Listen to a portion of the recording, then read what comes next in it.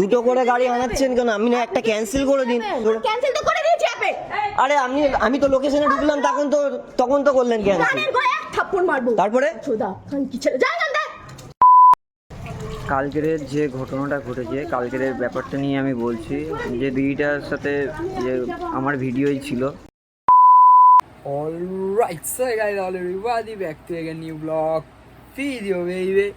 তো আজকের কিন্তু তোমরা ভিডিও টাইটেল থেকে থাম্বনেল দেখে কিন্তু বুঝে গেছো আজকের ভিডিওটা কী নিয়ে হতে চলেছে। তো বেসিক্যালি আজকে কথা বলতে চলেছি আমি সেই ভাইরাল দিদিকে নিয়ে। তো তোমরা ফার্স্টে কয়েকটা ক্লিপ দেখেছো, তো এই ক্লিপটা দেখে আশা করি বুঝে গেছো আজকে কী বিষয়ে কথা বলতে চলেছি। আজকে আমি A to Z ক্লিয়ার করে দেবো ওখানে দোষটা কার ছিল আর ওখানে কি হয়েছিল না হয়েছিল। তো চলো বেশি ভাট না বকে ভিডিওটা শুরু করা যাক। আগে আমি কথা বলবো ভাইয়ের এই ভিডিওটা নিয়ে। আগে তোমরা পুরো ভিডিওটা দেখে নাও, তারপরে আমি ক্লিয়ার করছি। কালকের যে ঘটনাটা ঘটেছে, কালকের ব্যাপারটা নিয়ে আমি বলছি। যে দিদিটার সাথে যে আমার ভিডিওই ছিল, যে ঘটনাটা ঘটেছে কালকের। অ্যাকচুয়ালি ব্যাপারটা হয়েছিল, দিদিটা আমার ইনড্রাইভে বুক করেছিল, আমার ডিভাইসে শো করেছিল এবং ক্যান্সেলও করে দিয়েছিল। আমি তার 10 মিনিট পরে ম্যাডামের লোকেশানে যাই। আমি বুঝতে পারিনি যে ইনড্রাইভে ম্যাডাম ক্যান্সেল করে দেয়, লোকেশানটা থেকে যায়। সেই কারণে আমি ম্যাডামের লোকেশানে যাই এবং আমি না বুঝে ম্যাডামের সাথে তর্ক করি। ম্যাডাম অনেক আগে ক্যান্সেল করে দিয়েছিল, সেটা আমি বুঝতে পারিনি। এবং ম্যাডাম রাগের মাথায় আমাকে একটু গালাজ করে, ঠিক আছে। এবং সেই দোষটাও আমার ছিল, কারণ আমি জানতাম না যে ম্যাডাম ক্যান্সেল করে দিয়েছে 5-7 মিনিট আগে। আমি ভুলবশত আমি ম্যাডামের সাথে তর্ক করি যে না, আপনি এখনই ক্যান্সেল করেছেন। কিন্তু সেটা আমি পরে জানতে পারি না 10 মিনিট আগে, 8-10 মিনিট আগে ক্যান্সেল হয়েছে। তো যে ভিডিওটা কালকেরে প্রচণ্ড ভাইরাল হয়েছে, সেই ভিডিওটা নিয়ে অনেক সমস্যা হচ্ছে। এবং দিদিকে আমি যে খারাপ হিস্ট্রিটা দিয়েছিল, সেটা দিদির সাথে আমার একটা ভুল বোঝাবুঝির কারণে হয়েছে। এবং দিদি আমাকে সরি বলেছে, আমিও দিদিকে সরি বলেছি। দিদি আর আমার মধ্যে যে ভুল বোঝাবুঝিটা হয়েছিল, সেটা সমস্যার সমাধান হয়ে গেছে। তো নতুন করে আমি বলবো যে কেউ যেন এই ভিডিও, ঠিক আছে, আর নতুন করে কেউ পোস্ট করবে না, কারণ দিদিরও অনেক সমস্যা হচ্ছে, আমারও অনেক প্রেশার আছে, সমস্যাও হচ্ছে। সুতরাং আমি সবাইকে বলবো যে কালকের যে ভিডিওটা আমি দিয়েছিলাম, আমি বুঝতে পারিনি যে এতটা হয়ে যাবে।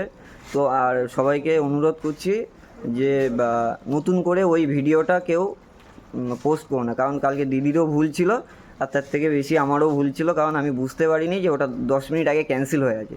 আমাকে লোকেশানটা থেকে গেছিলো ফোনে, সেই হিসেবে আমি এসেছিলাম।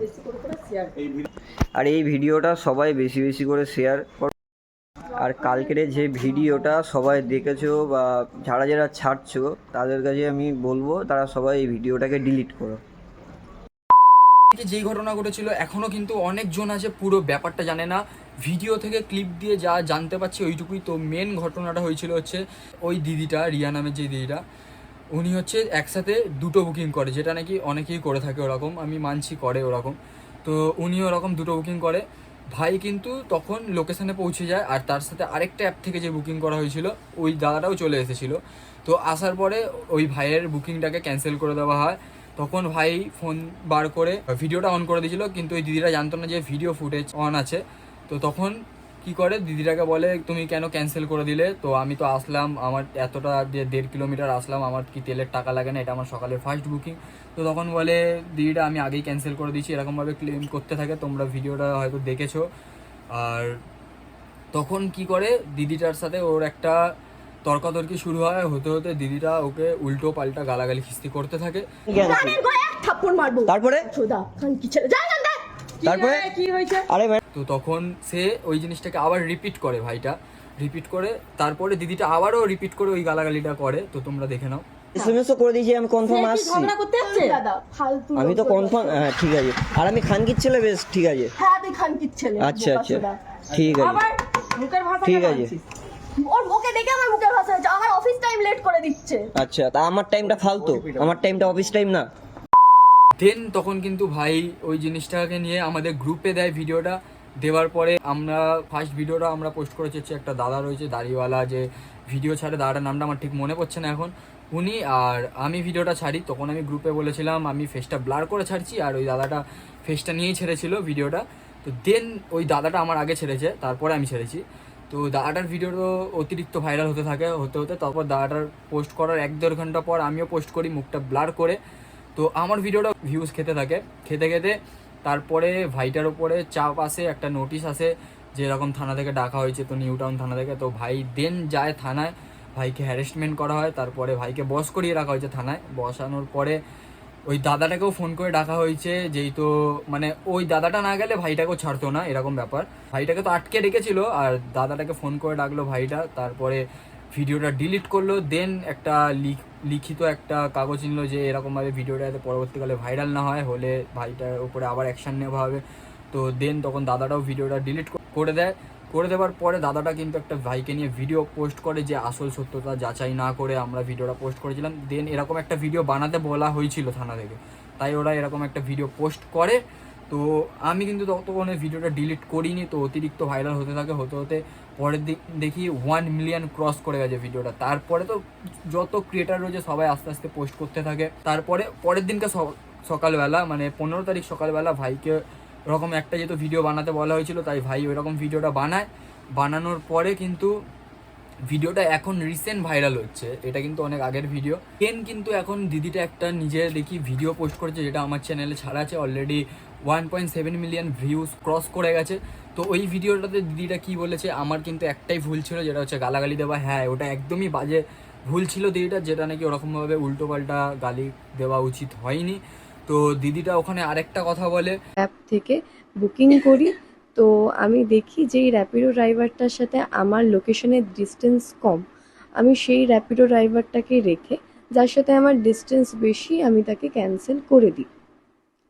তো কি হয়, আমি ক্যান্সেল করে দিই 9:26 আমি ক্যান্সেল করি, আর 9:30 আমি যখন বেরাবো, মানে যিনি এসে গেছেন তিনি আমাকে ফোন করে কি ম্যাডাম আমি চলে এসেছি। আমি তাকে বলি কি আমি আসছি, আপনি 2 মিনিট দাঁড়ান। তো গিয়ে আমি দেখি সেখানে 2টো র্যাপিডো ড্রাইভার উপস্থিত।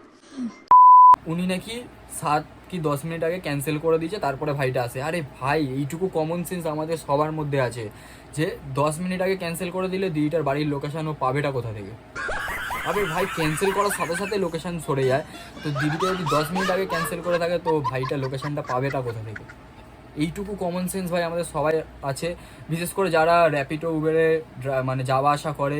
ইভেন আমিও কাজ করি ওখানে, তো আমি জানি যেহেতু সঙ্গে সঙ্গে ক্যান্সেল করলে লোকেশান সরে যায়। তো 10 মিনিট আগে, মানে বুঝতে পারছো, 10 মিনিট আগে ক্যান্সেল করলে কি করে লোকেশানটা থাকে? এটা একটুখানি ভাবার বিষয় না? তো এখানে কিন্তু এই দিদিটা পুরো মিথ্যে কথা বলেছে, এটা পুরো স্পষ্ট বোঝা যাচ্ছে অনেক মিথ্যে কথা বলছে দিদিটা।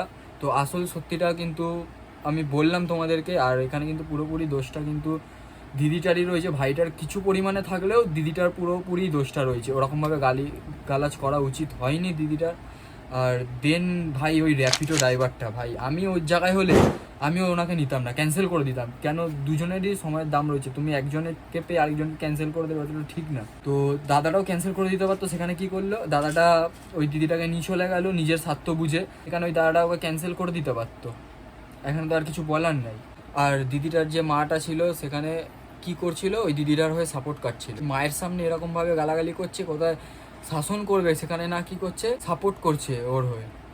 আর ওই ছেলেটাকে ওরকমভাবে দুচ্ছাই করছে। ভাই ও উবের ড্রাইভার বলে কি ওর কোনো সম্মান নেই নাকি? তোমরা যারা ইনফরমেশনগুলো ভুল দিচ্ছ ওই রকমভাবে পোস্ট করো না, সত্যতা যাচাই করো, তারপর তোমরা ভিডিওগুলো পোস্ট করো।